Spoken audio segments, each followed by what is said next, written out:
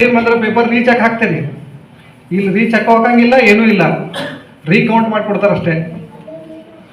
ಇಲ್ರಿ ನಾವು ಪೇಪರ್ ಭಾಳ ಚಂದ ಬರ್ದಿದ್ದೀನಿ, ನನ್ನ ಮಾರ್ಕ್ಸ್ ಕಡಿಮೆ ಬಂದವ, ರೀಚೆಕ್ ಮಾಡಿಕೊಡಿ, ಆಟೆದ ಕೊಡಿ, ಯಾವುದು ಮಾಹಿತಿಗಳು ಇಲ್ಲ. ಅದಕ್ಕೆ ಕಡ್ಡಾಯವಾಗಿ ನೀವು ಬರೀತಕ್ಕಂಥ ಗಮನಿಟ್ಟ ಬರಿಬೇಕು. ಅದಕ್ಕೆ ಕನ್ನಡ ಇಂಗ್ಲೀಷ್ ಅಂತೇಳಿ ರಿಜೆಕ್ಟ್ ಅದು ನೆಗ್ಲೆಕ್ಟ್ ಮಾಡೋಂಗಿಲ್ಲ. ಕನ್ನಡ ಮತ್ತು ಇಂಗ್ಲೀಷನ್ನು ಮಿನಿಮಮ್ 35% ನೀವು ಕ್ವಾಲಿಫೈ ಮಾಡ್ಕೋಬೇಕು. ಆ ಮಾರ್ಕ್ಸನ್ನು ಎಲ್ಲೂ ಕನ್ಸಿಡರ್ ರ್ಯಾಂಕಿಂಗ್ ಸಿಸ್ಟಮ್ಗೆ ಕನ್ಸಿಡರ್ ಮಾಡೋದಿಲ್ಲ. ಅದಕ್ಕೆ ದಯವಿಟ್ಟು ಕನ್ನಡ ಮತ್ತು ಇಂಗ್ಲೀಷ್ ಅದು ಓನ್ಲಿ SSLC ಲೆವೆಲ್ ಇರ್ತೈತೆ, ಅದನ್ನು ಕೂಡ ಅದ್ರ ಬಗ್ಗೆ ಗಮನ ಹರಿಸಿದ್ರೆ ನಿಮಗೆ ಅನುಕೂಲ ಆಗ್ತೈತೆ. ಇನ್ನು ಸೆಕೆಂಡ್ ಮೇನ್ಸ್ದಾಗ third paper Kannada 1, English 2, essay 3. essay 125 marks essay ಇರ್ತದೆ, 125 ಇರ್ತದೆ. essay ನಾವು ಈಗ ಬರಿತೀವಿ ಹೆಂಗೆ 20 ಮಾರ್ಕ್ಸ್ 10 ಮಾರ್ಕ್ಸದ essay ಬರಿತೀವಿ. 125 ಮಾರ್ಕ್ಸದ ನೀವು essay ಬರಿಬೇಕಾದ್ರೆ ನಿಮ್ಮಲ್ಲಿ ಎಷ್ಟು ಜ್ಞಾನ ಇರಬೇಕು ಅಂದರೆ ಪ್ರತಿಯೊಂದು ವಿಷಯಗಳನ್ನು ಕೊಟ್ಟರು, ಯಾವುದೇ ಸಬ್ಜೆಕ್ಟ್ ಕೊಟ್ಟರು ಕೂಡ ಅದ್ರ ಬಗ್ಗೆ ನೀವು ಕನಿಷ್ಠ 5 ನಿಮಿಷ ಚರ್ಚೆ ಮಾಡುವಂಥ ನಿಮಗೆ ಜ್ಞಾನ ಇರಬೇಕು. ಅಂದರೆ ನಾವು KS ಕಡೆ ಹೋಗ್ಬೋದು. ನಾವು ಒಂದು ಯಾವುದೇ ಮ್ಯಾಟ್ರ್ ಕೊಟ್ಟರು ಅದ್ರ ಮೇಲೆ ಒಂದು 4 ಲೈನ್ ಬರಿಬೇಕು. ನೀವು ಬರಲಿಲ್ಲ ಅಂತಂದರೆ ನಿಮ್ಗೆ KS ಅಟೆಂಡ್ ಮಾಡೋ ಸ್ವಲ್ಪ ಡಿಫಿಕಲ್ಟ್ ಆಗ್ತೈತಿ. ಅದಕ್ಕೆ ಯಾವುದೇ ವಿಷಯ ತಿಳ್ಕೊಂಡ್ರೂ ಅಗಾಧವಾಗಿ ಗಾಢವಾಗಿ ತಿಳ್ಕೊಬೇಕು, ಪೂರ್ಣ ಡೀಪ್ ಹೋಗ್ಬೇಕು ನೀವು. ಇಲ್ಲ ಅಂತಂದ್ರೆ ನೀವು ಎಸ್ಸೆಗಳು ಅಟೆಂಡ್ ಮಾಡೋಕ್ಕಾಗೋದಿಲ್ಲ. ಎಸ್ಸೆಗಳು ಹೆಂಗಿರ್ತಾವೆ ಅಂದರೆ ಇಂಟರ್ನ್ಯಾಷನಲ್ ಇಶ್ಯೂ ಬಗ್ಗೆ ಒಂದು ಯಾವ ಟಾಪಿಕ್ಗಳು ಇರ್ತಾವೆ. ಈಗ ಬರ್ನಿಂಗ್ ಇಶ್ಯೂ ಏನು ರೈಸ್ ಆಗ್ತದಿಲ್ಲ ದೇಶದಾಗ, ಇಂಟರ್ನ್ಯಾಷನಲ್ ಇಶ್ಯೂ ಬಗ್ಗೆನ ಗಮನ ಹರಿಸ್ಬೇಕು ನೀವು. ಆ ಎಸ್ಸೆಯನ್ನು ಅವಾಗ ನೀವು ಮರ್ಯಾಕೆ ಸಾಧ್ಯ ಇದೆ. ಥರ್ಡ್ ಸಬ್ಜೆಕ್ಟ್ ಏನಿರೋದಂತ ಜನರಲ್ ಸ್ಟಡೀಸ್ ಫಸ್ಟ್ ಬರ್ತೈತೆ. ಅಲ್ಲಿ cultural heritage of India and Karnataka. Cultural heritage of India and Karnataka ಅಂದ್ರೆ ಈಗ ಫಾರ್ ಎಕ್ಸಾಂಪಲ್ ಇದು ಫಸ್ಟ್ ಪೇಪರ್ ಹಿಸ್ಟ್ರಿನಾಗ ಬರ್ತದೆ. ಹಿಸ್ಟ್ರಿ ಅಂದ್ರೆ ಪ್ರಕಾರ ಓನ್ಲಿ ಎಲ್ಲರಿಗೂ ನೆನಪು ಬರೋದು ರಾಜ ಅಶೋಕ ಅವನ ವ್ಯಕ್ತಿ ಬಗ್ಗೆ, ಅವನ ಹೆಂಡ ಮಕ್ಕಳ ಗಂಡ ಹೆಂಡತಿ ಮಕ್ಕಳ ತಂದೆ, it will be not considered there. ಅವ ಈ ಸಮಾಜಕ್ಕೆ ಏನು ಮಾಡಿದ ಅನ್ನೋದೇನು ಬರ್ತೈತಲ್ಲ, ಅದು ಪೊಲಿಟಿಕಲ್ ಸಿಸ್ಟಮ್ ಇರ್ಬೋದು, ಅವನ ಸೋಷಿಯೋ ಎಕನಾಮಿಕ್ ಸಿಸ್ಟಮ್ ಇರ್ಬೋದು, ಅಡ್ಮಿನಿಸ್ಟ್ರೇಷನ್ ಇರ್ಬೋದು, ಅವನ ಆರ್ಟ್ ಆ್ಯಂಡ್ ಆರ್ಕಿಟೆಕ್ಚರ್ ಇರ್ಬೋದು, ಅವನ ಕಲ್ಚರಲ್ ಕೊಡುಗೆಯನ್ನು ಗಮನ ಹರಿಸ್ಬೇಕು. ಇಡೀ ದೇಶದ ಸಮಗ್ರ ಭಾರತ ಇತಿಹಾಸದಲ್ಲಿ ಆ ರಾಜನ ಸಾಧನೆಗಳ ಹೊರತಾಗಿ ರಾಜಕೀಯ ವ್ಯವಸ್ಥೆ ಹೆಂಗಿತ್ತು, ಆರ್ಥಿಕ ವ್ಯವಸ್ಥೆ ಹೆಂಗಿತ್ತು, ಸಾಮಾಜಿಕ ವ್ಯವಸ್ಥೆ ಹೆಂಗಿತ್ತು, ಆರ್ಥಿಕ ವ್ಯವಸ್ಥೆ ಹೆಂಗಿತ್ತು, ಅದನ್ನ ಆಡಳಿತ ವ್ಯವಸ್ಥೆ ಹೆಂಗಿತ್ತು ಅನ್ನೋದ್ರ ಬಗ್ಗೆನ ಫಸ್ಟ್ ಪೇಪರ್ ಕವರ್ ಆಗ್ತದೆ. ರಾಜನ ಸಾಧನೆಗಳಿಗೆ ಇಲ್ಲಿ ಬೆಲೆ ಇಲ್ಲ. ರಾಜ ಸಮಾಜಕ್ಕೆ ಕೊಟ್ಟಿರ್ತಕ್ಕಂಥ ಏನು ಕೊಡುಗೆಗಳ ಬಗ್ಗೆ ಕನ್ಸಿಡರ್ ಮಾಡ್ತಾರೆ. ಇದೇ cultural heritage of India and Karnataka. ನೀವು ಮುಖ್ಯವಾಗಿ ಇಲ್ಲಿ ಫೋಕಸ್ ಕರ್ನಾಟಕದ ಬಗ್ಗೆನೇ ಫೋಕಸ್ ಮಾಡ್ತಾ ಹೋಗ್ತಿರ್ಬೇಕು.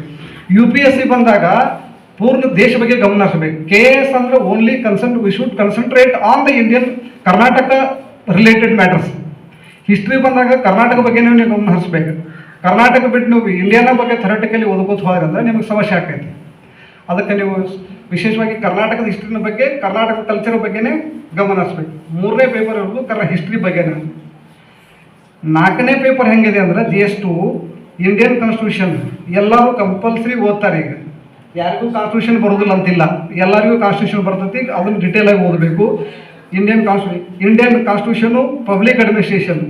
ನೀವು ಪಬ್ಲಿಕ್ ಅಡ್ಮಿನಿಸ್ಟ್ರೇಷನ್ ಬೇಕಾದ್ರೆ ನಾವುಗಳಿಗೆ ಕೇಳಬೇಕು ರುದ್ರಪ್ಪನವ್ರು. ಪಬ್ಲಿಕ್ ಅಡ್ಮಿನಿಸ್ಟ್ರೇಷನ್ ಔಟ್ ಆಫ್ 120 118 ಬಹುಶಃ 120 ತೊಗೊಂಡಿರ್ಬೋದು. ಅಂದಿನ ಕಾಲದಾಗ ಅವ್ರನ್ನ ಮುಟ್ಟುವಂಥ ವ್ಯಕ್ತಿ ಯಾರೂ ಇರಲಿಲ್ಲ. ಇಬ್ಬರೇ ವ್ಯಕ್ತಿಗಳು, ಒಬ್ಬರು ನಮ್ಮ ಸಾಹೇಬರಿದ್ರು, ಈಗ KPSC ಮೆಂಬರ್ ಅದಾರ, ಪಾಟೀಲ್ ಸರ್ ಅಂತೇಳಿ. ಇವರಿಬ್ಬರೇ ಪಬ್ಲಿಕ್ ಅಡ್ಮಿನಿಸ್ಟ್ರೇಷನ್ದ ಹೀರೋಗಳು ಆಗಿನ ಕಾಲದಾಗ, ನಿಜವಾಗಿಯೂ ಹೀರೋಗಳು ಅವರು. ಆಮೇಲೆ ಇಂಟರ್ನ್ಯಾಷನಲ್ ರಿಲೇಷನ್ಸ್ ಬಗ್ಗೆನೂ ಕೂಡ ಬಹಳಷ್ಟು ತಿಳ್ಕೊಂಡಿದ್ದಾರೆ. ಮ್ಯಾನೇಜ್ಮೆಂಟ್ ಅನ್ನೋದು ಬಿಕಾಮ್ದವ್ರು ಯಾರು ಮಾಡಿರ್ತೀರಿ ಅವ್ರು ಬಿಕಾಮ್ದವ್ರಿಗೆ ಅತಿ ಹೆಚ್ಚು ಗೊತ್ತಿರ್ತದೆ. ಇದು ಸೆಕೆಂಡ್ ಪೇಪರ್. ಥರ್ಡ್ ಪೇಪರು ಬಹುಶಃ science and technology, environment, rural development, economy, ಬಹುಶಃ ಇದೆಲ್ಲ ಬರ್ತದೆ. ಇದಿಷ್ಟೆಲ್ಲ ಇದು 3ನೇ ಪೇಪರು. 4ನೇ ಪೇಪರ್ದಾಗ ಏನು ಬರ್ತದೆ ಅಂದರೆ ಎಥಿಕ್ಸ್ ಇರಬೇಕು ನಮ್ಮಲ್ಲಿ. ನಾವೆಲ್ಲ ಭಾಳಷ್ಟು ತಿಳ್ಕೊಂಡ್ರು ಕೂಡ ಒಂದು ಅಡ್ಮಿನಿಸ್ಟ್ರೇಷನ್ ನಡ್ಸೋಕೆ ಎಥಿಕ್ಸ್ ಇರಲಿಲ್ಲ ಅಂತಂದ್ರೆ ನೀವು ಅಡ್ಮಿನಿಸ್ಟ್ರೇಷನ್ ಮಾಡೋಕ್ಕಾಗೋದಿಲ್ಲ. ಸಮಾಜದಾಗ 10 ಮಂದಿ ಸ್ಟ್ರೈಕ್ ಮಾಡಿದ್ರೆ ಅವ್ನು ಹೊಡ್ಯೋಕ್ಕಾಗಂಗಿಲ್ಲ. ನಿಮ್ಮ ಎಥಿಕ್ಸ್ ಫಾರ್ಮುಲಾ ಮುಖಾಂತರ ಅಡ್ಮಿನಿಸ್ಟ್ರೇಷನ್ ಸಾಲ್ವ್ ಮಾಡಬೇಕು ಅನ್ನೋದು ಕಾರಣಕ್ಕಾಗಿ ಎಥಿಕ್ಸನ್ನು ಕೂಡ ಸಿವಿಲ್ ಸರ್ವಿಸಲ್ಲಿ ಇಟ್ಟಿದ್ದಾರೆ. ನಿಮ್ಮ ಎಥಿಕ್ಸು ಮತ್ತು ನಿಮ್ದು ಅಪ್ಟಿಟ್ಯೂಡು ಏನೈತೆ ಅನ್ನೋದ್ರ ಬಗ್ಗೆ ಚೆಕ್ ಮಾಡೋ ಸಂಬಂಧ UPSC ಬೋರ್ಡ್ದವರು, KPSC ಬೋರ್ಡ್ದವರು ಈ ಸಲ ಎಥಿಕ್ಸ್ ಇಟ್ಟಿದ್ದಾರೆ. ಈ ಎಥಿಕ್ಸು ಮತ್ತು ಇಂಟಿಗ್ರಿಟಿ, ಅಪ್ಟಿಟ್ಯೂಡ್ ಬಗ್ಗೆನೂ ಕೂಡ ಚೆಕ್ ಮಾಡ್ತಾರೆ. ಇದು KS ಪರೀಕ್ಷೆ ಮುಖ್ಯ ಪರೀಕ್ಷೆದು ಒಂದು ಭಾಗ. 3ನೇ ಲಾಸ್ಟ್ ಹಂತು ಸಂದರ್ಶನ. ಇಲ್ಲಿ ಮನುಷ್ಯ ಹೆಂಗಿರ್ತಾರೆ 99% ಎಫರ್ಟ್ ನಮ್ದಿರಬೇಕು. ಎಷ್ಟು? 99% ಈಸ್ ಎಫರ್ಟ್. ನಾವೆಲ್ಲ ಎಫರ್ಟ್ ಮಾಡಿದ್ವಿ 1% ನಮ್ಗೆ ಲೆಕ್ಕಿಲ್ಲ, ಅದಕ್ಕಾಗಿಲ್ಲ ಬಿಟ್ಬಿಡು. ಆ್ಯಕ್ಚುಲಿ ಸಕ್ಸಸ್ ಆದವ್ರಿಗಿಂತ ಫೇಲ್ಯೂರ್ ಆದವ್ರಿಗಿಂತ ಹೆಚ್ಚು ಕೇಳ್ಬೇಕು. ಯಾಕಂದ್ರೆ ಅನುಭವ ಜಾಸ್ತಿ ಇರ್ತದೆ ಅವ್ರಿಗೆ. ಫೇಲ್ಯೂರ್ ಯಾಕೆ ಆದ್ವಿ ಅನ್ನೋದನ್ನು ನಮ್ಮಲ್ಲಿ ಏನಾದರೂ ಒಂದು ಡಿಮೆರಿಟ್ಸ್ ಇರ್ತೈತಿ. ಅದಕ್ಕೆ ಫೇಲ್ಯೂರ್ ಅವ್ರ ಕಡೆ ಇಂಟರ್ವ್ಯೂಗೆ ಹೋಗ್ಬೇಕು ನೀವು. ಸಕ್ಸಸ್ ಆದವ್ರು ಏನೋ ಹೇಳ್ತಿರ್ತಾರೆ ಅವ್ರ ಅದೃಷ್ಟ ಇರ್ತೈತಿ. ಬಟ್ ಫೇಲ್ಯೂರ್ ಆದ್ರೆ ಇನ್ನೂ ಹೆಚ್ಚು ಕಲಿತಿದ್ವಿ ಚೆನ್ನಾಗಿ. ಅದಕ್ಕೆ ಸಂದರ್ಶನಕ್ಕೆ 1:3 ಬಂದಿರ್ತು. ಅದ್ರಾಗ ಲಾಸ್ಟ್ ಸೆಲೆಕ್ಟ್ ಮಾಡೋದು 1. 3 ಪೋಸ್ಟ್ ಹೋಗಿರ್ತೀರಿ, 1 ಸೆಲೆಕ್ಟ್ ಮೇನ್ಸ್ದಾಗ ಪಾಸ್ ಆಗಿ 1:3 ಬಂದಿರ್ತಾರೆ. 3ರಲ್ಲಿ 3ರಲ್ಲಿ ಒಬ್ಬರನ್ನು ಸೆಲೆಕ್ಟ್ ಮಾಡ್ತಾರೆ. ಅವರು ಅದೃಷ್ಟ, ಲಕ್ಕು, ಪ್ರಯತ್ನ ಎಲ್ಲ ಕಾರಣದಿಂದಲೂ ಅವ್ರು ಸೆಲೆಕ್ಟ್ ಆಗಿರ್ತಾರೆ. ಈಗ ಸೆಲೆಕ್ಟ್ ಆದವ್ರಿಗೆ 1250 marks, mains interview marks 25, total 1275. Top 1 ಬಂದವ್ರು ಅಸಿಸ್ಟೆಂಟ್ ಕಮಿಷನರ್ ಆಗ್ತಾರೆ. ಸೆಕೆಂಡ್ ಬಂದವ್ರು ಡೆಪ್ಟಿ ಸೂಪ್ರಿಡೆಂಟ್ ಆಫ್ ಪೊಲೀಸ್ ಆಗ್ತಾರೆ. ಆಮೇಲೆ assistant control and sat department ಹೋಗ್ತಾರೆ. ಎಕ್ಸೈಸ್ DSP ಆಗ್ತಾರೆ, ಪೊಲೀಸ್ DSP ಆಗ್ತಾರೆ, OBC DC ಆಗ್ತಾರೆ, ಮುನ್ಸಿಪಲ್ ಕಾರ್ಪೊರೇಷನ್ ಬರ್ತಾರೆ, ಸಮಾಜ ಕಲ್ಯಾಣ, OBC ಇತ್ಯಾದಿ ಎಲ್ಲ ರಾಜ್ಯದಲ್ಲಿ ಇರ್ತಕ್ಕಂಥ ಪ್ರಮುಖ ಇಲಾಖೆಗಳು ಎಲ್ಲ ಅಧಿಕಾರಿಗಳು ಈ ಗೆಜೆಟೆಡ್ ಪ್ರೊಬೇಷನರಿ ಎಕ್ಸಾಮ್ ಮುಖಾಂತರ ಅಪಾಯಿಂಟ್ ಆಗಿರ್ತಾರೆ. ಈ ಸೆಲೆಕ್ಟ್ ಯಾರಾಗಿರ್ತಾರೆ ಇಂಟರ್ವ್ಯೂದಾಗೆ ಅವ್ರು ಟಾಪ್ 1, ಟಾಪ್ 2, ಟಾಪ್ 3 ಸೆಲೆಕ್ಟ್ ಮಾಡಿ ಅವರಿಗೆ ಅಸಿಸ್ಟೆಂಟ್ ಕಮಿಷನರ್ ಆದ್ರೆ ಅಲ್ಲಿಗೆ ಉಳಿಯಂಗಿಲ್ಲ. ಮುಂದೆ ಯಾರು ಅಸಿಸ್ಟೆಂಟ್ ಕಮಿಷನರ್ ಆಗ್ತಾರಲ್ಲ 100% ಅವರು DC ಆಗತ್ತಾರೆ. DC ಆಗ್ತಾರು. ಅವ್ರ ಅವಕಾಶ ಸಿಕ್ಕರು ರೀಜನಲ್ ಕಮಿಷನರು ಆಗ್ತಾರೆ. ಅದಕ್ಕೆ ಇದೇನು AC ಅಂತ ಬಿಡಂಗಿಲ್ಲ ನೀವು. ಇದೇನು DC ಅಂತ ಯಾವುದೇ ಪೋಸ್ಟ್ ನೆಗ್ಲೆಕ್ಟ್ ಮಾಡಕ್ಕೆ. ಒಬ್ಬ FDA ಅಪಾಯಿಂಟ್ ಅವರು ಕೂಡ ಅಡಿಷ್ನಲ್ DC ಆಗಿದ್ದಾರೆ. FDA is also not easy. ಇದನ್ನು ಕೂಡ FDA ಆದವ್ರನ್ನು ಕೂಡ ಈಗ ನಮ್ಮ ಚಿಕ್ಕೋಡಿ ಅಸಿಸ್ಟೆಂಟ್ ಕಮಿಷನರ್ ಅವರು FDA ಅಪಾಯಿಂಟ್ಮೆಂಟ್, ಅವರು ಪ್ರೆಸೆಂಟ್ ಅಸಿಸ್ಟೆಂಟ್ ಕಮಿಷನರ್. ನಮ್ಮಲ್ಲೇ FDA ಅಂತ ಅವರಿಗೆ ಸೂಪರ್ಡೆಂಟ್ ಆಫ್ ಎಕ್ಸೈಸ್ ಇದ್ದಾರೆ. ಅಂದರೆ ಈಕ್ವಲೆಂಟ್ ಟು SP ಕೇಳ್ಸ್. ಅದಕ್ಕೆ ಯಾವುದೇ ಹುದ್ದೆಗಳನ್ನ ನೆಗ್ಲೆಕ್ಟ್ ಮಾಡೋಂಗಿಲ್ಲ. ಅದು SDA ಏನಿರಲಿ, FDA ಏನಿರಲಿ, ಪ್ರೆಸೆಂಟ್ ಭಾಳ ಕ್ರಿಟಿಕಲ್ ಸಿಚುವೇಶನ್ ಇದೆ. ದಯವಿಟ್ಟು ಎಲ್ಲರೂ ಯಾವುದೇ ಹುದ್ದೆ ಇದ್ರೆ ನೆಗ್ಲೆಕ್ಟ್ ಮಾಡೋಂಗಿಲ್ಲ. ಬಂದದ್ದನ್ನು ತೊಗೊಂಡ್ಬಿಡ್ಬೇಕು. ನೀವು ಒಂದು ಸ್ಮಾಲ್ ಏಮ್ ಇಟ್ಕೋಕೆ ಹೋಗಬೇಡಿ. Small aim is a big crime. Abdul Kalam ಹೇಳ್ತಾರೆ small aim is a big crime. So that ಎಲ್ಲರೂ ಸಣ್ಣ ಗುರಿ ಇಟ್ಕೊಬಿಟ್ರೆ, ದೊಡ್ಡ ಗುರಿ ಇಟ್ಕೊಂಡು ಕನಿಷ್ಠ 6 ಇಂಚಿಗೆ ಆದ್ರೂ ಕೂಡ ಹೋಗ್ತೀವಿ ನಾವು. ಅದಕ್ಕೆ ದೊಡ್ಡ ಗುರಿಗಳನ್ನ ಇಟ್ಕೊಂಡಿದ್ರೂ ಕೂಡ ಸಣ್ಣ ಒಂದು ನಮ್ಮ ಮನೆತನಕ್ಕೆ ನೀಗುವಂಥ ಒಂದು ಪೊಸಿಷನ್ಗೆ ಆದ್ರೂ ನಾವು ಹೋಗ್ತೀವಿ. ಅದಕ್ಕೆ ದಯವಿಟ್ಟು ಎಕ್ಸಾಮ್ಗಳ ಬಗ್ಗೆ ಗಮನ ಹರಿಸ್ರಿ. ಈ KS ಅನ್ನೋದು ಕ್ವಾಲಿಫಿಕೇಷನ್ ಏನಿರಬೇಕು? ಕನಿಷ್ಠ ಡಿಗ್ರಿ ಆಗಿರಬೇಕು ಅಥವಾ ಎಕ್ಸಾಮ್ ಅಪಿಯರ್ ಆಗಿರಬೇಕು. ಮುಂದೆ ಅವ್ರು ಇದಕ್ಕಂದ್ರೆ ಕ್ವಾಲಿಫೈ ಆಗಿರ್ಬೇಕು. ಮೇನ್ಸ್ ಎಕ್ಸಾಮ್ಗೆ ಹೋಗೋದಕ್ಕೆ ಅವ್ರು ಮಾರ್ಕ್ಸ್ ಕಾರ್ಡ್ ಬಂದಿರಬೇಕು. ಅವರು ಈಗ ಮತ್ತು ಅಟೆಂಪ್ಟ್ ಹೆಂಗೆ ಅದಾವತ್ತಂದ್ರೆ ಡಿಗ್ರಿ 21 ಆಗಿರಬೇಕು. ಜನರಲ್ ಮೆರಿಟ್ ಅವ್ರಿಗೆ 5 ಅಟೆಂಪ್ಟ್ಸು, OBC ಅವ್ರಿಗೆ 7 attempt, SC ST category 1 there is no limit. ನೀವು ಯಾವುದಾದ್ರೂ ಎಷ್ಟು ಸಕ್ಕ ಬೇಕಾದ್ರೆ ಬರೀರಿ. ಎಕ್ಸಾಮ್ ಹೆಂಗಿರ್ಬೇಕಂದ್ರೆ ನಿಮ್ಮದು ಹ್ಯಾಂಡ್ ರೈಟಿಂಗ್ ಕ್ಲೀನ್ ಇರಬೇಕು. ಭಾಳ ಹ್ಯಾಂಡ್ ರೈಟಿಂಗ್ ಫಾಸ್ಟ್ ಇರಬೇಕು. ಅನ್ನಗಳು ಕೇಳ್ಬೇಕಾದ್ರೆ ಅನ್ನಗಳ ಬಗ್ಗೆ ಯಾಕೆ ಹೇಳ್ತಾರೆ ಅಂದ್ರೆ ಅವ್ರಿಗಿಂತ ದೊಡ್ಡವ್ರು ನಾವೆಲ್ಲ ಅವ್ರ ಆಶ್ರಯದಾಗ ಬೆಳೆದವ್ರದೀವಿ ನಾವು.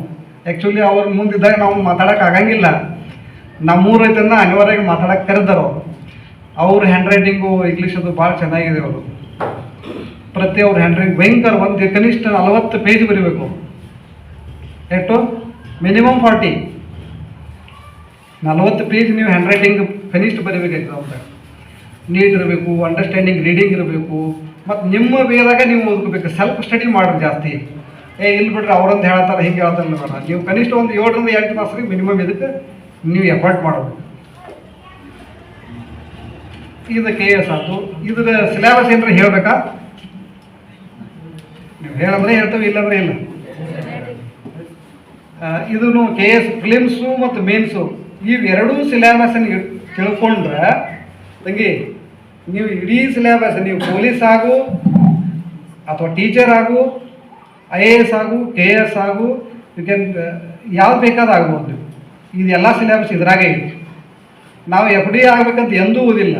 2005 KS ಬರೋದು ನಾವು ಆಟ ಆಡತ್ತಿದ್ದು. ನಮ್ಮ ಇಲ್ಲೇ ಕ್ರಿಕೆಟ್ ಆಡತ್ತೀವಿ. ಬರೋ ಎಕ್ಸಾಮ್ ಐತೆ FDA ಅಂದ್ರೆ ನಮ್ಗೆ ಗೊತ್ತಿಲ್ಲ ಏನು. ಬರ್ದೀವಿ ಆಗಿದೆ ಒಟ್ಟ. ಇದ್ರಾಗ ಸಿಲೆಬಸ್ ಏನೈತೆ ಅಂದ್ರೆ ಏನು ಓದಬೇಕು ಅನ್ನೋದು ಹೇಳ್ತೇನೆ. 5 ನಿಮಿಷ. ಭಾರತದ ಸಂವಿಧಾನ ಎಲ್ಲರಿಗೂ ಗೊತ್ತಿದೆ. ಈ ಭಾರತದ ಅರ್ಥವ್ಯವಸ್ಥೆ, ಇಂಡಿಯನ್ ಎಕನಾಮಿಕ್ಸ್ ಯಾರು ಓದ್ತಾರೆ ಇಲ್ಲಿ? ಎಕನಾಮಿಕ್ಸ್ ಏನೇನು ಓದ್ತಾರೆ ಹೇಳ್ತಾರೆ. ಇಂಡಿಯನ್ ಎಕನಾಮಿ ಅಂದ್ರೆ ಓನ್ಲಿ ಅರ್ಥವ್ಯವಸ್ಥೆ. Focus on Karnataka related. Karnataka economics ಯಾರು ಓದಿರಿ? ಅವ್ರ ಅನ್ನಗಳು ಏನಾಗೋದಿದೆ, ನೇತಿ ಸೋಮಶೇಖರ್ ಬರೆದ ಕರ್ನಾಟಕ ಅರ್ಥವ್ಯವಸ್ಥೆ ನನ್ನ ಕಡೆ ಓದಿ, ಪಿ ಮಲ್ಲಪ್ಪ ಮತ್ತು ನೇತಿ ಸೋಮಶೇಖರ್ ಬರೆದ ಕರ್ನಾಟಕ ಅರ್ಥವ್ಯವಸ್ಥೆನೇ 200 ಪೇಜಾಗ ಓದಿದ್ದಾರೆ. ಕರ್ನಾಟಕದ ಆರ್ಥಿಕ ವ್ಯವಸ್ಥೆ, ಆಮೇಲೆ ಭಾರತ ಆರ್ಥಿಕ ವ್ಯವಸ್ಥೆ, economic survey of India, Karnataka economic survey, ಇದು ಬಜೆಟ್ ಪೂರ್ವ ಕರ್ನಾಟಕ ಸರ್ಕಾರ ಬಿಡುಗಡೆ ಮಾಡ್ತದೆ. ಕರ್ನಾಟಕದ ಆರ್ಥಿಕ ಸಮೀಕ್ಷೆ ಸ್ಥಿತಿಗತಿಗಳು ಹೇಗಿದೆ, ಭಾರತದ ಸ್ಥಿತಿಗತಿಗಳು ಅರ್ಥವ್ಯವಸ್ಥೆ ಹೇಗಿದೆ ಅನ್ನೋದನ್ನು ಬಜೆಟ್ ಮಾಡೋಕ್ಕಿಂತ ಮುಂಚೆನೇ ಒಂದು ಪಕ್ಷಿ ನೋಟ ಬಿಡ್ತಾರೆ ಅವ್ರು ಸರ್ಕಾರದವರು. ಆ ಎಕ್ಸಾಮ್ ಬರೀಬೇಕಾದ್ರೆ ಕಂಪಲ್ಸರಿ ನಿಮ್ಮ ಕಡೆ ಇರಬೇಕಲ್ಲ. ಭಾರತದ ಅರ್ಥವ್ಯವಸ್ಥೆ ಎಕನಾಮಿಕ್ಸ್ ಯಾರು ಓದ್ತಾರೋ, ಕಾಂಪಿಟೇಟಿವ್ ಎಕ್ಸಾಮ್ ಯಾರು ಅಟೆಂಡ್ ಮಾಡೋದ್ರಲ್ಲ, compulsory economic survey of India, economic survey of Karnataka ನೀವು ಸ್ಟಡಿ ಮಾಡಬೇಕು. ಇಲ್ಲಾಂದರೆ ನಿಮ್ಮ ಅರ್ಥವ್ಯವಸ್ಥೆಗೆ ಬೆಲೆ ಇಲ್ಲ. ನೀವು ಈ ಅರ್ಥವ್ಯವಸ್ಥೆ ನೋಡಿದಾಗ ಇಂಡಿಯನ್ ಎಕನಾಮಿ ಗೊತ್ತಾಗ್ತೈತಿ, ಕರ್ನಾಟಕ ಎಕನಾಮಿನೂ ಗೊತ್ತಾಗ್ತೈತಿ. ಅದರ ಜೊತೆಗೆ ಇದನ್ನು ಯಾವಾಗೂ ಕೂಡ ನೀವು ನೆನೆ ಇಡಬೇಕು. ಭಾರತದ ಇತಿಹಾಸ, ಫೋಕಸ್ ಆನ್ ಕರ್ನಾಟಕ ಫೋಕಸ್ ಮಾಡಬೇಕು. ವಿಶೇಷವಾಗಿ ಫ್ರೀಡಮ್ ಮೂಮೆಂಟ್, ಹಿಸ್ಟ್ರಿ ಹೇಳ್ಬೇಕಾದ್ರೆ ಭಾಳ ಇರ್ತೇವೆ ನಾವು, ಹಿಸ್ಟ್ರಿದಾಗ ಎಮ್ಮೆ ಇದ್ದೀವಿ, ಅಟ್ಟ ನಿಮ್ಮ ಫ್ರೀಡಮ್ ಮೂಮೆಂಟ್ ಬಗ್ಗೆನೇ ಇರಬೇಕು. ರಾಜರ ಬಗ್ಗೆ ಓದಬೇಡಿ, ರಾಜನ ಸಾಧನೆ ಬಗ್ಗೆ ಅರ್ಥ ಮಾಡ್ಕೊಳ್ಳಿ. ಜಾಗೃತಿ ಅಂತಂದರೆ focus on Karnataka history. Physical ಜಾಗೃತಿ ಓದಬೇಕು, ಫಿಸಿಕಲ್ ಜಾಗೃತಿ, ಹ್ಯೂಮನ್ ಜಾಗೃತಿ, ಇನ್ನೊಂದು ಯಾವ ಜಾಗೃತಿ, ಈ ಪಾಪ್ಯುಲೇಷನ್ ಎಲ್ಲ ಬರ್ತದೆ ನಾವು, ಅದ್ರ ಬಗ್ಗೆ ಓದಬೇಕು. ಮತ್ತು ಜಾಗೃತಿ ಓದಿದ್ರೆ ಅಟ್ಲಾಸ್ ಕಂಪಲ್ಸರಿ ನಿಮ್ಮ ಜೊತೆ ಇರಬೇಕು. ಅಟ್ಲಾಸ್ ಇಲ್ಲ ಅಂದರೆ ಜಾಗೃತಿ ಅರ್ಥ ಆಗೋದಿಲ್ಲ. ನೆಕ್ಸ್ಟು ಭಾರತ ಗ್ರಾಮೀಣ ಅಭಿವೃದ್ಧಿ, rural development and poverty. Bharat ಗ್ರಾಮೀಣ ಅಭಿವೃದ್ಧಿ ಮತ್ತು ಬಡತನ ಬಗ್ಗೆ ಸ್ಟಡಿ ಆಗಬೇಕು. ಮತ್ತು ಕರ್ನಾಟಕದ ಸರ್ಕಾರ ಅಥವಾ ಗೋರ್ಮೆಂಟ್ ಇಂಪಾರ್ಟೆಂಟ್ ಪ್ಲ್ಯಾನ್ಸ್ ಏನಿದಾವು, ಇಂಡಿಯನ್ ಗೋರ್ಮೆಂಟ್ ಪ್ಲ್ಯಾನ್ಸ್ ಏನಿದಾವು, ಇದು ಕರ್ನಾಟಕದ ಪೂರ್ವ ಮೇನ್ ಎಕ್ಸಾಮ್ಗೂ ಬರ್ತದೆ, ಪ್ರಿಲಿಮಿನರಿ ಎಕ್ಸಾಮ್ಗೂ ಬರ್ತದೆ. ಇದಕ್ಕೆ ಕರ್ನಾಟಕ ಲೋಕಸೇವಾ ಆಯೋಗದ ಕರ್ನಾಟಕ ಗೋರ್ಮೆಂಟ್ ಯೋಜನಾ ಅಂತ ಒಂದು ಪತ್ರಿಕೆ ಬಿಡ್ತಾರೆ, ಓದಿದ್ದೀರಾ? ಯೋಜನಾ ಪತ್ರಿಕೆ ಇರ್ತೈತಿ. ಆ ಯೋಜನೆ ಕರ್ನಾಟಕದ ಏನು ಯೋಜನೆಗಳಿದೆಯಲ್ಲ ಆ ಎಲ್ಲ ಯೋಜನೆಗಳನ್ನ ಅದ್ರಾಗ ಕೊಟ್ಟಿರ್ತಾರೆ. ಯೋಜನೆ ನೋಡಬೇಕಾದ್ರೆ ಯೋಜನಾ ಪತ್ರಿಕೆದಾಗ ನೋಡಬೇಕು. ನಿಮ್ದು ಯಾವುದೇ ಮ್ಯಾಗ್ಝಿನ್ದಾಗ ಸಿಗೋದಿಲ್ಲ, ಪರ್ಫೆಕ್ಟ್ ಬರೆದಿರ್ತಾರೆ ಅವರು. ಅದಕ್ಕೆ ನೀವು ಯೋಜನಾ ಪತ್ರಿಕೆಗಳನ್ನು ಕಂಪಲ್ಸರಿ ಓದಬೇಕು. ಕರ್ನಾಟಕ ಸರ್ಕಾರದ ಯೋಜನೆ ಓದಬೇಕಾದ್ರೆ ಕರ್ನಾಟಕ ಸರ್ಕಾರದ ಯೋಜನಾ ಮ್ಯಾಗ್ಝಿನ್ ಓದಲೇಬೇಕು. ಜನರಲ್ ಸೈನ್ಸ್ ಆ್ಯಂಡ್ ಟೆಕ್ನಾಲಜಿ ಇರಬೇಕು, environment and ecology, general mental ability. ಇನ್ನೊಂದು ಬರ್ತದೆ ಕರ್ನಾಟಕದ ಕೈಪಿಡಿ. ಕರ್ನಾಟಕ ಸರ್ಕಾರ ಪ್ರತಿ ವರ್ಷ ಹೊರಡ್ಸಂಗಿಲ್ಲ ಅದನ್ನ. ಕರ್ನಾಟಕ ಕೈಪಿಡಿ ಅಂದರೆ ಪ್ರತಿ ವರ್ಷ ಕೊಡೋದಿಲ್ಲ. ಒಂದು ಬಹುಶಃ 4 ರಿಂದ 5 ಸಲ ಆಗಿರ್ಬೋದು ಇಲ್ಲಿವರೆಗೆ ಸ್ವತಂತ್ರ ಸಿಕ್ಕಾಗಿಲ್ಲ. ಆ ಕರ್ನಾಟಕದ ಕೈಪಿಡಿ ಅಥವಾ ಕರ್ನಾಟಕದ ಸಂಗಾತಿ ಅಂತ ಇನ್ನೊಂದು ಪುಸ್ತಕ ಇದೆ. ಕರ್ನಾಟಕದ ಕೈಪಿಡಿ ನಿಮ್ಮ ಜೊತೆ ಯಾವಾಗ ಕೈಯಾಗಿರ್ಬೇಕದು.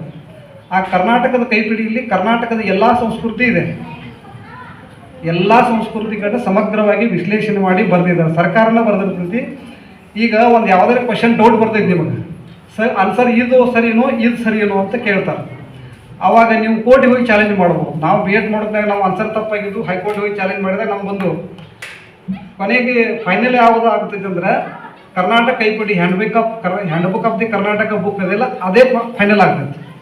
ಅದಕ್ಕೆ ಕರ್ನಾಟಕ ಕೈಪಿಡಿ ಪುಸ್ತಕದ ಅನುಸರಣ ರೈಟ್, ಬೇರೆ ರೈಟ್ ಅಂತ ಆಗ ಕನ್ಸಿಡರ್ ಮಾಡೋಕ್ಕೆ ಬರೋದಿಲ್ಲ.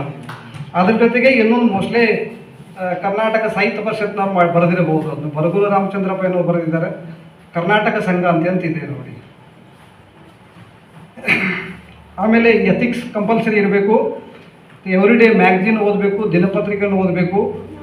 ಸಾರ್ವಜನಿಕ ಆಡಳಿತ ವ್ಯವಸ್ಥೆ, ಪ್ರಚಲಿತ ವಿದ್ಯಮಾನಗಳು, ಇಂಟರ್ನ್ಯಾಷನಲ್ ರಿಲೇಷನ್ಸು, ಮತ್ತು every day Kannada English magazines compulsory ಓದಬೇಕು, ಪೇಪರ್ಸ್ ಓದಬೇಕು. ಮತ್ತು 7ರಿಂದ 10ನೇ ತನಕ ದಯವಿಟ್ಟು ನೀವು ಬೇರೆ ಪುಸ್ತಕ ಓದ್ತಿಗೆ ಇರೋರ್ಯಾಕ ಸ್ಟೇಟು, CBSE, ICSE ಸಿಲೆಬಸ್ ಏನಾದರೂ 10th ಸ್ಟ್ಯಾಂಡರ್ಡ್ ನೀವು ಬುಕ್ ಓದಿರತ್ತಂದರೆ ಇವತ್ತಿಂದ PUC second year science exam clear ಮಾಡ್ಬೋದು ನೀವು. ನಮ್ಮ ಮಗಳು ಹೋಗ್ತಾರೆ ನೋಡ್ತಿರ್ತೇನೆ ನಾನು, ಅವಳು ICSE ಸಿಲೆಬಸ್ ಟಫ್ ಐತೆ ಅಂದ್ರೆ PUC ಸೆಕೆಂಡ್ ಇಯರ್ ಮ್ಯಾಥ್ಸ್ ಈಗೈತೆ ಅವ್ರು 9th. ಆ ಎಕ್ಸಾಮ್ ನೀವು ಪ್ಯಾಟರ್ನ್ ಪರ್ಫೆಕ್ಟಾಗಿ ತೊಗೊಂಡು ಹೋದರೆ UPSC, KPSC ಅದು ಯಾವ ಈಸಿಯಾಗಿ ನೀವು ಅಟೆಂಡ್ ತೊಗೋಬೋದು. ಇದು KS ಪಠ್ಯಕ್ರಮ ಇದೆಯಲ್ಲ, ಈ ಪಠ್ಯಕ್ರಮ ನೀವು ಓದಿದ್ರೆ ಆದರೆ ಸಂಪೂರ್ಣವಾಗಿ ನಿಮಗೆ ಯಾವುದು FDA, SDA, police, PSI, excise sub inspector, excise constable, ಇದು ಯಾವುದೂ ಕೂಡ ನೀವು ನೋಡೋಕೆ ಅವಶ್ಯಕತೆ ಇಲ್ಲ. ಸುಮ್ಮನೆ ಜಸ್ಟ್ ಅದರ ಕ್ವಾಲಿಫಿಕೇಷನ್ ಅಪ್ಲಿಕೇಶನ್ ಹಾಕಿದ್ವಿ ಹೆಂಗೆ ಹಾಕಬೇಕು ಅಂತ ನೀವು ಕೇಳ್ಕೊಬೋದು ಅಷ್ಟೇ. ಇದು ನೀವು ಇಟ್ಟು ಸಿಲೆಬಸ್ ನಿಮ್ಮ ಕಡೆ ಯಾವಾಗೂ ಪುಸ್ತಕ ಇರಬೇಕು ಇವು. ಯಾಕಂದ್ರೆ ನಿಮ್ಮ ಭವಿಷ್ಯ ನಿಮ್ಮ ಕೈಯಾಗ ಇರ್ತೈತೆ, ನಮ್ಮ ಕೈಯಾಗ ಇರಂಗಿಲ್ಲ, ನಾವು ಹೇಳಿ ಹೋಗೋರಿಂದ ಅಷ್ಟೇ. ಅದಕ್ಕೆ ಇವು ಎಲ್ಲ ಸಾಹಿತ್ಯ ನಿಮ್ಮ ಕಡೆ ಇರಬೇಕು. ಅಂದಿನ ಕಾಲದಾಗ ಹೆಂಗಿತ್ತು ಅಂದ್ರೆ ನಾವು ಬುಕ್ ಕಲೆಕ್ಟ್ ಮಾಡ್ಬೇಕಾದ್ರೆ ಕರ್ನಾಟಕ ಅಡ್ಡಾಡಿದೆವು. 2003-4ರಲ್ಲಿ ಒಂದು ಕನ್ನಡ ಸಾಹಿತ್ಯ ಚರಿತ್ರೆ ನೀವು ಪುಸ್ತಕ ತೊಗೊಂಡ್ರೆ ಒಂದು 50 ಬುಕ್ ಇರ್ತದ್ದು. ಆ ಬುಕ್ ನೀವು ಒಂದೇ ಕಡೆ ಸಿಗ್ತಿರ್ಲಿಲ್ಲ. ಇವತ್ತು ನೀವು ಬುಕ್ ಹುಡುಗಾಡಕ್ಕೆ ಹೋದ್ರೆ ಕರ್ನಾಟಕದಾಗ ಎಲ್ಲಿ ಬೇಕಾದ್ರೆ ಸಿಗ್ತಾವೆ, ನಿಮ್ಮ ಅಂಗಡಿಯಾಗ ಸಿಗ್ತಾವೆ ಬುಕ್. ಮೊಬೈಲ್ ಗೂಗಲ್ ಸರ್ಚ್ ಮಾಡಿದ್ರೆ ಎಲ್ಲ ಸಿಗ್ತೈತಿ. ಅವಾಗ ನೀವು ಒಂದು ಈ ಬೆಳಗಾವಿ ಜಿಲ್ಲೆಯ ಜನಪದ ಗೀತೆಗಳು ಒಂದು ಪುಸ್ತಕ ಇತ್ತು ನಮಗೆ. ಆ ಜನಪದ ಗೀತೆಗಳು ಪುಸ್ತಕ ಹುಡುಗಾಡ ಕರ್ನಾಟಕ, ಮೈಸೂರು, ಬೆಂಗಳೂರು, ಹುಬ್ಬಳ್ಳಿ, ಧಾರವಾಡ ಎಲ್ಲ ಹುಡುಗಾಡಿದ್ರು, ಸಿಕ್ಕಿಲ್ಲ ನಮಗೆ. ಆದರೆ ಈಗ ಎಲ್ಲ ಕಡೆ ಸಿಗ್ತಾವೆ. ಅದಕ್ಕೆ ನೀವು ನೆಗ್ಲೆಕ್ಟ್ ಮಾಡೋಂಗಿಲ್ಲ. ಇವುಗಳ ಬಗ್ಗೆ ಹೆಚ್ಚು ಗಮನ ಹರಿಸ್ರಿ. ಈಗ ಇನ್ನೂ ಈ ಕೇಂದ್ರ ಲೋಕಸೇವಾ ಆಯೋಗ, ಕರ್ನಾಟಕ ಲೋಕಸೇವಾ ಆಯೋಗದ ಮುಖ ಅಲ್ಲದೆ ರಾಜ್ಯ ಸರ್ಕಾರಗಳು ಕೂಡ ತಮಗೆ ಅನಿಸಿದ ವೇದಲ್ಲಿ ಅವರ ಪರೀಕ್ಷೆಗಳನ್ನು ಕರ್ನಾಟಕ ಎಜುಕೇಷನ್ ಬೋರ್ಡ್ದಿಂದ ಅಥವಾ ಕರ್ನಾಟಕ ಪೊಲೀಸ್ ಬೋರ್ಡ್ದಿಂದ ಎಕ್ಸಾಮ್ಗಳನ್ನ ಕಂಡಕ್ಟ್ ಮಾಡ್ತಾರೆ. ಸಂವಿಧಾನಾತ್ಮಕ ಸಂಸ್ಥೆಗಳು ಎಕ್ಸಾಮ್ ಕಂಡಕ್ಟ್ ಮಾಡ್ತಾವೆ, ಆ ಮಾತು ಬೇರೆ. ಕಾನ್ಸ್ಟಿಟ್ಯೂಷನಲ್ ಇನ್ಸ್ಟಿಟ್ಯೂಷನ್ಸ್ ಅವು. ಈ ಗೋರ್ಮೆಂಟ್ ನಾವು ಸುಪ್ರೀಂ ಅಂತ ಹೇಳ್ತಾರೆ. ನಾವು ಮುಂದೆ ಕೇಳಕ್ಕೆ ನಿಮಗೆ ಯಾರು? ಪೊಲೀಸ್ ಅವರು ಒಂದು ಸೆಪ್ರೇಟ್ ಬೋರ್ಡ್ ಮಾಡಿದರು, ಎಜುಕೇಷನ್ದವ್ರು ಬೋರ್ಡ್ ಮಾಡಿದ್ರು. ಅವ್ರವ್ರ ಶಿಕ್ಷಣ ನೇಮಕಾತಿಯನ್ನು ಅವ್ರು ಮಾಡ್ಕೋತಾರೋ, ಪೊಲೀಸ್ ನೇಮಕಾತಿ ಅವ್ರು ಮಾಡ್ಕೋತಾರೋ. ಪೊಲೀಸ್ನವರು ಪೊಲೀಸ್ ರಿಕ್ರೂಟ್ಮೆಂಟ್ ಮಾಡ್ಕೋತಾರೋ, ಪೊಲೀಸ್ ಕಾನ್ಸ್ಟೇಬಲ್ಲು, RSI, PSI ಇವುಗಳನ್ನು ಕೂಡ ಪೊಲೀಸ್ ಇಲಾಖೆಯಿಂದ ಅಪಾಯಿಂಟ್ ಮಾಡ್ತೀವಿ. ಇವನ್ನೇ ಪೊಲೀಸ್ PSIಗೆ ಅಪಾಯಿಂಟ್ ಮಾಡಿ ಆದ್ರೆ, ಕಾನ್ಸ್ಟೇಬಲ್ ಅಪಾಯಿಂಟ್ ಆದರೆ ನೀವು ಇನ್ಸ್ಪೆಕ್ಟರ್, ಸಬ್ ಇನ್ಸ್ಪೆಕ್ಟರ್ ಆಗಿ ರಿಟೈರ್ಡ್ ಆಗ್ತೇವೆ. PSI ಆಗಿದ್ರೆ SP ಆಗಿ ರಿಟೈರ್ಡ್ ಆಗುತ್ತೆ. ಕನಿಷ್ಠ PSI ಆಗಿ ನೀವು ಅಪಾಯಿಂಟ್ ಮಾಡಿದ್ರೆ SP, ಅಡಿಷನಲ್ SP ತಕ್ಕೂ ಆಗ್ಬೋದು. ಅಂದರೆ ನೀವು ಈಗಿಂದನೇ ಜ್ಞಾನ ಇರಲಿ. ನೀವು PSI ಹೆಂಗೆ ಆಗ್ಬೇಕು, ಏನು ಓದಬೇಕು ಅಂದರೆ ನಿಮ್ಮ ಡಿಗ್ರಿ ಸಿಲೆಬಸ್ ಮೊದಲು ನೀವು ಪರ್ಫೆಕ್ಟ್ ಇರಲಿ. ಆನಂತರ ನೀವು KS, IAS ಬಗ್ಗೆ ತಲೆ ಕೆಡಿಸ್ಕೊಡ್ರಿ. ಕನಿಷ್ಠ ಡಿಗ್ರಿ ತಕ್ಕ ನಿಮಗೆ ಏನು ಸರಿ ಪ್ರೆಸೆಂಟ್ ಏನಿದೆಯಲ್ಲ ಬುಕ್ಕ, ಆ ಬುಕ್ಕನ್ನು ಕರೆಕ್ಟ್ ಡಿಟೇಲಾಗಿ ಅಭ್ಯಾಸ ಮಾಡಿ ನಿಮ್ಮ ಮುಂದಿನ ಎಕ್ಸಾಮನ್ನು ನೀವು ಈಸಿ ಕ್ಲಿಯರ್ ಮಾಡ್ತೀರಿ. ಬಟ್ ಒಂದು ಮಾತ್ರ ಮರೆಯೋಂಗಿಲ್ಲ, ಎವ್ರಿ ಡೇ ನೀವು ನ್ಯೂಸ್ ಪೇಪರು ಒಂದು ಮ್ಯಾಗ್ಝಿನು ನೀವು ಮಂತ್ಲಿ ಕಂಪಲ್ಸರಿ ಓದಬೇಕು. ಅದನ್ನು ಬಿಟ್ಟು ನೀವು ಅಂದರೆ ಇದು ಎವ್ರಿ ಡೇ ಹವ್ಯಾಸ ಇರಬೇಕದು. ಅದು ಯಾರೋ ಹೇಳೋದ್ರಂತಲ್ಲ, ಕಂಪಲ್ಸರಿ ನೀವು ಹವ್ಯಾಸನ್ನಾಗಿ ಬೆಳೆಸ್ಕೋಬೇಕು. ಪ್ರತಿ ಹೆಜ್ಜೆಗೂ ಕುಟುಂಬ ಸಮಾಜವನ್ನು ನೀವು ವಿಚಾರ ಮಾಡ್ಕೊಂಡು ಹೋದ್ರೆ ಮಾತ್ರ ನೀವು ಅಭ್ಯಾಸ ಮಾಡೋಕ್ಕಾಗ್ತೈತಿ. ಮನಿತನ ಈಗ ನೋಡಿ, ನಾವು ಯಾವಾಗೂ ನೀವು ಒಂದು ದೊಡ್ಡ ಜಾಬ್ದಾಗಿದ್ದರಟ ನಿಮ್ಗೆ ರೆಸ್ಪೆಕ್ಟ್ ಕೊಡ್ತೀವಿ. ಸೊಸೈಟಿ ಅಷ್ಟೆಲ್ಲ ಮನೆಯವರು ಅಟ್ಟಕ್ಕೆ ಬಂದು ಕೊಡ್ತಾರೆ ನಮಗೆ. ನೀವೇನು ನನ್ನ ಮಗ ಅಥವಾ ನನ್ನ ಮಗಳು ಏನಾದರೂ ಮಾಡ್ಬೋದು ಅನ್ನೋದು ಅವ್ರ ತಲೆಯಾಗೈತಿ. ಅದಕ್ಕೆ ನಿಮಗೆ ಗೌರವ ಕೊಟ್ಟು ಹೊರಗೆ ಕಳಿಸ್ಯಾರ ಅವ್ರಿಗೆ. ಏನೂ ಆಗಲಿಲ್ಲ ಅಂತ ಮನೆಗೆ ಹಂಗೆ ಹೋದಿರತ್ತಂದ್ರೆ ಇವೇನು ಬಿಡೋಪ್ಪ, ಕಲಿಸೋದು ಖರ್ಚೆಲ್ಲ ಮಾಡಿದ್ದು ಏನೂ ಆಗಲಿಲ್ಲ, ನನ್ನ ಮಗ ನೌಕರಿ ಸಿಗಲಿಲ್ಲ. Very difficult situation. ಪ್ರತಿ ವರ್ಷ ಈಗ ಸದ್ಯ ಹೆಂಗೈತೆ ಅಂದ್ರೆ student life is very golden life ಅಂತಿದ್ರು. ಈಗ ಗೋಲ್ಡನ್ ಲೈಫ್ ಇಲ್ಲ, student is very critical situation. ಯಾಕೆ ತಿಳ್ಕೊಂಡು ಪ್ರತಿ ವರ್ಷ 8 ಲಕ್ಷ SSLC ಬರ್ತದೆ, ಪ್ರತಿ ವರ್ಷ PUC 6 ಲಕ್ಷ ಬರ್ತದೆ, ಡಿಗ್ರಿ 3 ಲಕ್ಷ ಬರ್ತದೆ, PGದವ್ರು 1 ಲಕ್ಷ ಬರ್ತದೆ. ಟೋಟಲ್ 10-15 ಲಕ್ಷ ಜನ ಹೊರಗಡೆ ಸ್ಟೂಡೆಂಟ್ ಔಟ್ಪುಟ್ ಬರ್ತಾ ಇದೆ. ಈ ಹೊರಗೆ ಬರ್ತಕ್ಕಂಥ ವಿದ್ಯಾರ್ಥಿಗಳ ಅನುಗುಣವಾಗಿ ನೇಮಕಾತಿಗಳು ಇಲ್ಲ. ಇತ್ತೀಚಿನ ಬರ್ನಿಂಗ್ ಇಶ್ಯೂ ಹೆಂಗಿದೆ ಅಂದ್ರೆ, ಸರ್ಕಾರ ಈಗಿರ್ತಕ್ಕಂಥ ಈ ಪೋಸ್ಟ್ ಈಗ 2,85,000 ಪೋಸ್ಟ್ ವೇಕೆನ್ಸಿ ಇದಾವೆ ಸ್ಟೇಟ್ದಾಗ. 2,85,000 ಪೋಸ್ಟ್ಗಳು ವೇಕೆನ್ಸಿ ಖಾಲಿ ಇದೆ. ಸರ್ಕಾರ ಅವನ್ನೆಲ್ಲ ತುಂಬ್ಕೋಗ್ತಾ ಇಲ್ಲ. ಯಾಕಂತಂದ್ರೆ AI ಟೆಕ್ನಾಲಜಿ ಬರ್ತಾ ಇದೆ. ನಾವು ಮಾಡ್ತಕ್ಕಂಥ ನಾವು 10 ಮಂದಿ ಟೀಚರ್ಸ್ ಕೆಲಸ ಮಾಡೋರೆಲ್ಲ ಒಬ್ಬರೇ ಮಾಡ್ತಾರೆ. ಈಗ ಕಾಂಪಿಟೇಟಿವ್ ಎಕ್ಸಾಮ್ ಸಿಲೆಬಸ್ ಹೇಳಪ್ಪ ಅಂತಂದರೆ competitive exam automatic question paper ತೆಗೆದು ನಮ್ಮ ಕೈಯಾಗ ಕೊಡ್ತದೆ. Teacher not need. ಯಾಕೆ ಬೇಕು? ಅದಕ್ಕಾಗಿ ಇಂಥ ಸ್ಟೂಡೆಂಟ್ ಲೈಫ್ ಅಂದರೆ ಭಾಳ ಕ್ರಿಟಿಕಲ್. ಇಟ್ಟು 10 ಲಕ್ಷ ಜನ ಮಿನಿಮಮ್ 10-15 ಲಕ್ಷ ಜನ ಹೊರಗಡೆ ಬರ್ತಾ ಇದ್ದಾರೆ. ಅಂಥ ಸ್ಥಿತಿಗತಿಯಲ್ಲಿ ನೀವು ಯಾವ ಥರ ಅಭ್ಯಾಸ ಮಾಡ್ಬೇಕಂದ್ರೆ ಭಾಳ ಕ್ರಿಟಿಕಲ್. ಅಮಾಶಿ ಕತ್ಲಿದ್ದಂಗೆ ಎಲ್ಲೋ ಒಂದು ಕಡೆ ಒಂದು ಸಣ್ಣ ನಕ್ಷತ್ರ ಇರ್ತದೆ. ಆ ನಕ್ಷತ್ರ ಜಗತ್ತಿಗೆಲ್ಲ ಬೆಳಕ ಕೊಡ್ತಿದೆ. ಅಂಥ ಇದರಲ್ಲೇ ನೀವು ಮುಂದೆ ಹೋಗಿ ಬರಬೇಕು. ಇಲ್ಲ ಅಂದರೆ ಕಷ್ಟ ಐತಿ. ಯಾಕಂದರೆ ಭಾಳ ಈ 15 ಲಕ್ಷ ಪ್ರತಿ ವರ್ಷ ನಿಮ್ಮ ರಿಕ್ರೂಟ್ಮೆಂಟ್ ಪೊಸಿಷನ್ ಎಷ್ಟಿದೆ ಪರ್ಸೆಂಟೇಜ್ ತೆಗೀರಿ ನೀವು. There is only 1%. ಹೊರಗೆ ಬರ್ತಾ ಇದೆ 15 ಲಕ್ಷಕ್ಕೆ. ಹೆಂಗೆ ಕೊಡೋರು ನೀವು? ಸಾಧ್ಯ ಐತಿ? ಇದೊಂದು ಹೆಂಗೆ ಜನಸಂಖ್ಯಾ ಸ್ಫೋಟ ಆಗಿದೆಯಲ್ಲ, ಶಿಕ್ಷಣ ಸ್ಫೋಟ ಆಗಿಬಿಟ್ಟಿದೆ. ಆ ಜನಸಂಖ್ಯಾ ಸ್ಫೋಟದಿಂದ ಶಿಕ್ಷಣ ಸ್ಫೋಟನ್ನು ಮ್ಯಾನೇಜ್ ಮಾಡೋದು ಭಾಳ ಕಷ್ಟ. ನಾವು ಹೆಂಗಂದ್ರೆ ಸ್ವಸ್ಥ ಕಾಲದಾಗ ನೌಕರಿ ಹಿಡ್ದಂಗೆ ಆಯ್ತು. ಈಗ ನಿಮ್ಮದು ತುಟ್ಟಿ ದಿನಮಾನ ಐತಿ. ನೀವು ತುಟ್ಟಿ ದಿನಮಾನದಾಗ ತುಟ್ಟಿದಾಗೆ ಓದಬೇಕು. ನೀವು ಪ್ರತಿ ದಿನ ಎವ್ರಿಡೇ ಥಿಂಕ್ ಮಾಡಬೇಕು. ಅದಕ್ಕಾಗಿ ನೀವು PSI ಆಗಲಿ ಯಾವುದೇ ಸಣ್ಣದಾಗಲಿ ದೊಡ್ಡದಾಗಲಿ ನೆಗ್ಲೆಕ್ಟ್ ಮಾಡಬೇಡ್ರಿ. ಒಂದೇನು ಕೊನೆಗೆ ಹೇಳ್ಬೇಕಂದ್ರೆ PSI ಎಕ್ಸಾಮ್ ಬಗ್ಗೆ ಒಂದು ಹೇಳ್ತೀನಿ.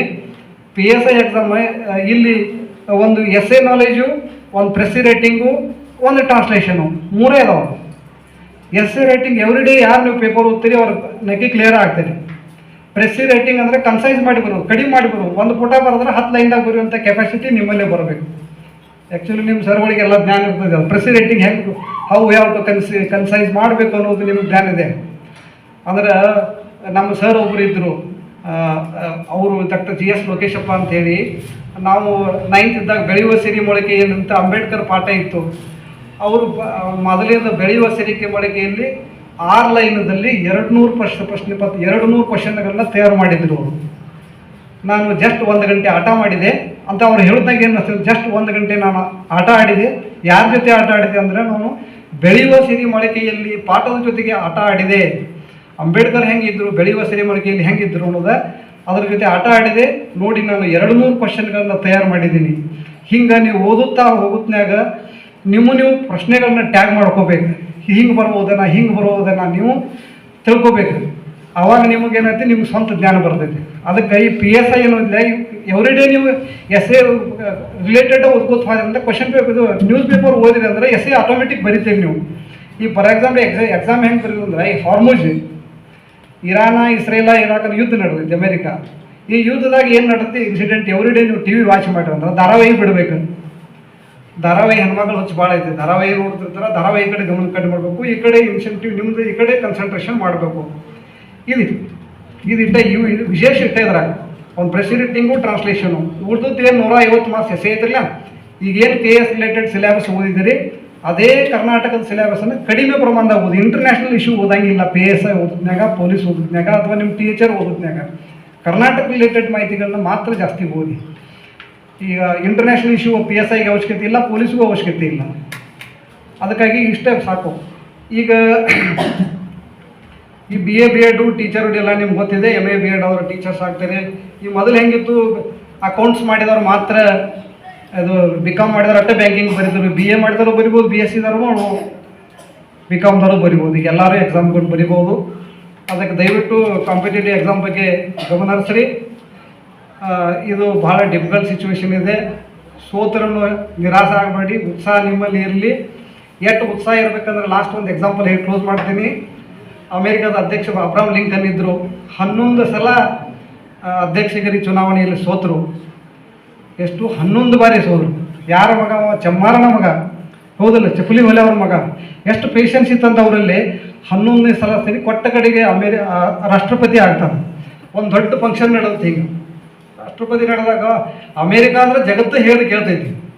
ಆದ್ರೆ ಅವನಲ್ಲೇ ಪೇಷನ್ಸ್ ಹೆಂಗಿತ್ತಂದ್ರೆ, ಎಲ್ಲರೂ ವೇದಿಕೆ ಮೇಲೆ ದೊಡ್ಡ ದೊಡ್ಡ ಗಣ್ಯ ವ್ಯಕ್ತಿಗಳು, ಇಂಡಸ್ಟ್ರಿಯಲಿಸ್ಟು, ಕೈಗಾರಿಕೆ ಎಲ್ಲರೂ ಕುತ್ಕೊಂಡಿದ್ರು. ಆವಾಗ ಅಬ್ರಹಾಂ ಲಿಂಕನ್ ಬರ್ತಾ ಇದ್ದ. ಅಬ್ರಹಾಂ ಲಿಂಕನ್ ನೋಡಿ ಅವ್ರು ಇಂಡಸ್ಟ್ರಿಯಲಿಸ್ಟು, ಅವ್ರಿಗೆ ಅವನು ಕಪ್ಪು ವರ್ಣದವರು, ಅದು ಬಿಳಿ ವರ್ಣದವರು ಅಸಹ್ಯ ಮಾಡಿದವರು. ಚಪ್ಪಲಿ ಹೊಲೆಯವ್ರ ಮಗ ಬಂದರು ನೋಡು, ಹಾಗೆ ಹೀಗೆ ಎಲ್ಲ ಅಸಹ್ಯ ಮಾಡಿದರು. ಅವರು ಅಬ್ರಹಾಂ ಲಿಂಕನ್ ಕೇಳುವ ಮಟ್ಟಿಗೆ ಹೇಳಿದರು. ಅವರು ಅಬ್ರಹಾಂ ಲಿಂಕನ್ ನಿಮ್ಮ ಅಕ್ಕಪ್ಪ ನಿಮ್ಮಪ್ಪ ಚಪ್ಪಲಿ ಹೊಲೆ ಅದನು ಹಾಗೆ ಹೀಗೆಲ್ಲ ಹೇಳ್ತಿದ್ರು. ಕೇಳಿಸ್ಕೊಂಡು ಅಬ್ರಹಾಂ ಲಿಂಕನ್ ಮನಸ್ಸು ಮಾಡ್ರೆ ಶೂಟ್ ಮಾಡಿ ಕೊಲ್ಬೋದಿತ್ತು ಅವ್ನಿಗೆ. ಅಬ್ರಹಾಂ ಲಿಂಕನ್ ಅವ್ರನ್ನ ಕೊಲ್ಬೋದಿತ್ತು, ಕೊಲ್ಲಿಲ್ಲ ಅವೇನು ಮಾಡ್ತಾನೆ, ವೇದಿಕೆ ಅಂತ ಹೇಳಿದ ಅವ್ನ ಕಡೆ ಹೋಗ್ತಾನೆ. ನನಗೆ ನಮ್ಮ ತಂದೆ ಏನು ಮಾಡ್ತಿದ್ದ ನೆನಪಿಸಿಕೊಟ್ಟೆಪ್ಪ, ನನ್ನ ವೃತ್ತಿ ಏನಿತ್ತು ನೆನಪಿಸಿಕೊಟ್ಟಿದ್ದಿ, ನಿನಗೆ ತುಂಬ ತುಂಬ ಧನ್ಯವಾದಗಳು. ನಿನ್ನ ಚಪ್ಪಲಿ ಏನಾದರೂ ಹರಿದ್ರೆ ಹೇಳು, ಹೊಲಿದು ಕೊಟ್ಟು ನಾ ಅಧ್ಯಕ್ಷತೆಗೆ ಹೋಗ್ತೀನಿ, ಆದರೆ ನನ್ನನ್ನು ಹೀಯಾಳಿಸಬೇಡಪ್ಪ ಅಂತ ಹೇಳ್ತಾನೆ. ಅಂದರೆ ಇಲ್ಲಿವರೆಗೆ ತಾಳ್ಮೆ ಅವರಲ್ಲಿ ಇತ್ತು. ಅಂಥ ತಾಳ್ಮೆ ನಿಮ್ಮಲ್ಲಿ ಇರಲಿ, ನಿಮ್ಮ ಭವಿಷ್ಯ ಉಜ್ವಲ ಆಗಲಿ ಅಂತ ಹೇಳಿ ಆಶಿಸುತ್ತಾ ನನಗೆ ಮಾತಾಡಲಿಕ್ಕೆ ಅವಕಾಶ ಕೊಟ್ಟಿದ್ದಕ್ಕಾಗಿ ಎಲ್ಲರಿಗೂ ಧನ್ಯವಾದಗಳು.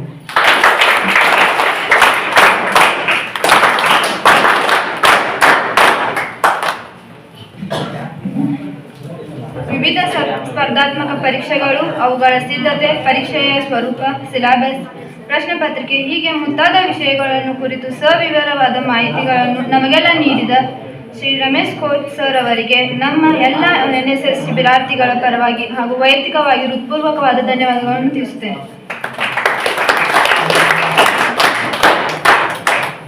ಮತ್ತೊಬ್ಬ ಅತಿಥಿಗಳಾಗಿ ಆಗಮಿಸಿರುವ ಶ್ರೀ ರಾಮಕೃಷ್ಣ ಪೂಜಾರಿ ಕಂದಾಯ ಇಲಾಖೆ ನೌಕರರು ಇವರು ನಮ್ಮ NSS ಶಿಬಿರಾರ್ಥಿಗಳನ್ನು ಕುರಿತು ಒಂದೆರಡು ನುಡಿಗಳನ್ನು ಹೇಳಬೇಕೆಂದು ಕೇಳಿಕೊಳ್ಳುತ್ತೇನೆ.